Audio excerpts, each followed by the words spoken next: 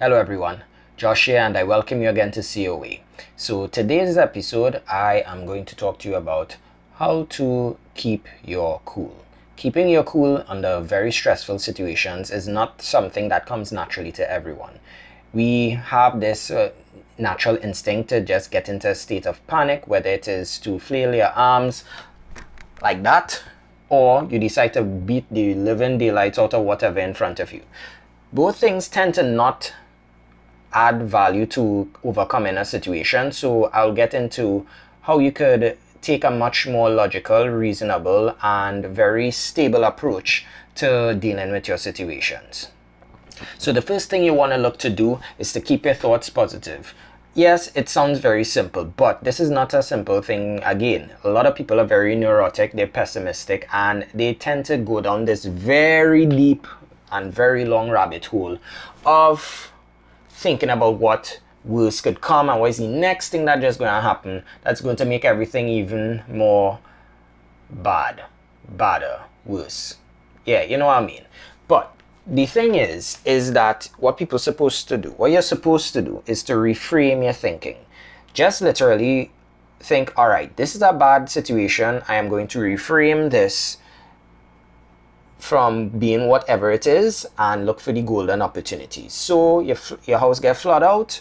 The positive way to think about this is to say, all right, now I have opportunity to do the renovations I was putting off, and now I am forced and I will have to act into raising extra funds or finding out from people what is the best solutions to go about my renovation. And you would just adapt to suit. So the second thing you want to do is to breathe like a seal. No, I'm not talking about the little aquatic thing going grrr. I'm talking about a US Navy SEAL. So they have a system, well, it's two ways they have. One is for breathing for the actual stress in the moment that you're dealing with, and the other is to readjust your body to be naturally calm under stressful situations. So I'll talk about the first one. All right, so the first one is called box breathing. So what it is, it's really saying that you should be breathing and visualizing a box, right? So just imagine a little box right here. So what you're supposed to do is to count your breaths, and you're tracing the length of the box with each breath. So if you're breathing, well, maybe not like that, but you're going to count for 4 seconds and track that mentally. And that, when you have that mental image in your brain, it gives you something to focus on and let your body automatically break down the amount of stimuli and signals that are coming from your environment that are causing you to be stressed out. This is actually very close to a lot of Eastern cultures in how their breathing practices, like in yoga and other meditation practices. So it's very much simply the same thing, but it works for them. Okay, so the other way of doing the breathing is to take your time and do like a breathing exercise as part of your habit. So yeah, it's gonna be like having a breathing ritual as often as brushing your teeth. Okay, so tactical breathing is what they call it. Now, the difference between this breathing and the other one that I said before is that in the pauses of exhaling and inhaling, you're going to hold your breath for a second. So on the exhale, you're going to hold for a little bit, and then you're going to inhale, and when you inhale, you hold for a little bit again. This is just another type of breathing that you see in other practices as well. But the thing with this is that it works on your parasympathetic nervous system. I think I got that right. So what this does, it rewires your brain and allows your body to get a new normal for how you should be breathing. So if you take long, deep breaths and you train yourself from moving like from about 5 minutes to about 20 minutes of this practice every day, what this does is that your body gets accustomed to taking deeper, longer, meaningful breaths. So even when a stressful situation comes, your body's already at like a even lower steady state of breathing, which allows you to take in more oxygen and gives you a greater sense of clarity and lets you not be like too frazzle-dazzled when the situation comes up.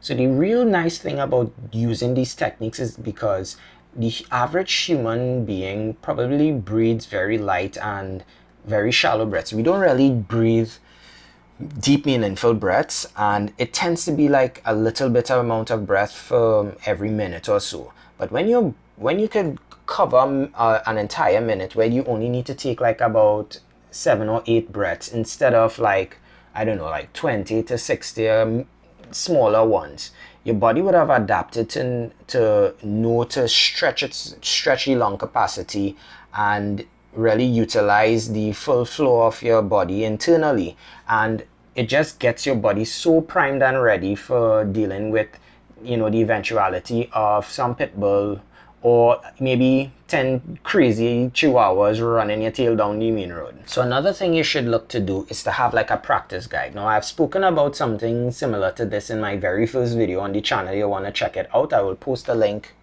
whichever side it would come up. You will see it pop up. It's called the OODA loop.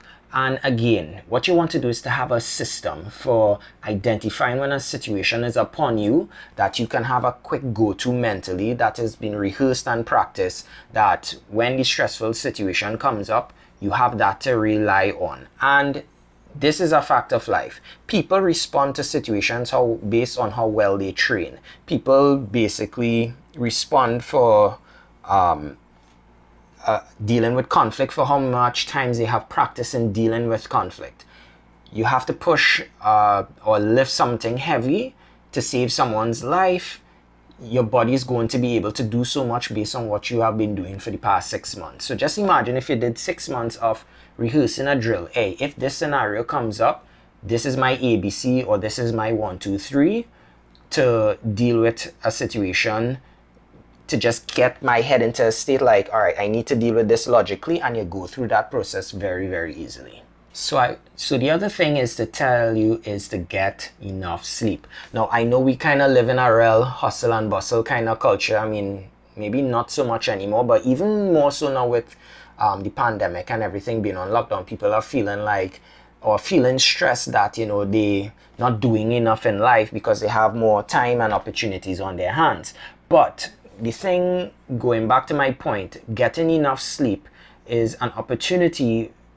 Well, not really an opportunity, yes, but what I'm really going to say is that getting enough sleep ensures that your day has enough of your internal battery to last you in the event that tomorrow is going to be the worst day of your life, or it's going to be one of those really, really hard days. You don't want to be running on like 3 or 4 hours of sleep, especially when the worst thing going to happen, or a series of bad things are going to happen, or you just might be having a hectic work week.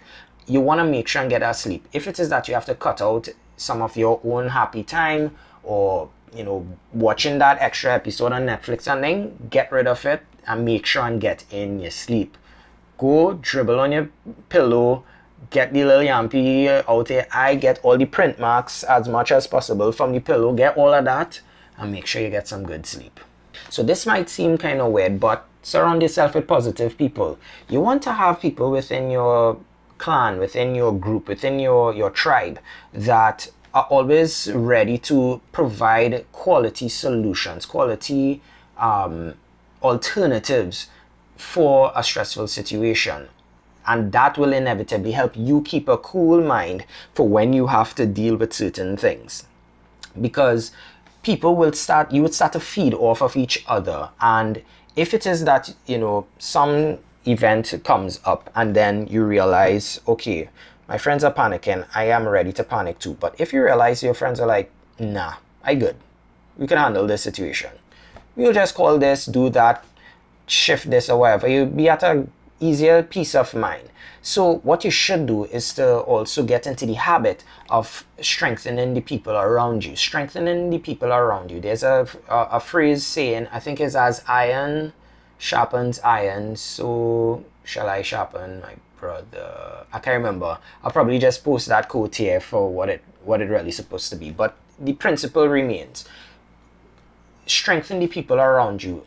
Influence and get into the habit of uplifting people around you so that you make yourself a stronger team, so that you are much more highly likely to deal with bad situation. Okay, so another thing, and I think this would be like my last point, but the other thing that I would say for you to do is to retrain your brain. Now, there are lots of exercises that can help you deal with situations, especially when you don't, when you have so many quick decisions to make. So one favorite of mine is what you call the Kins game.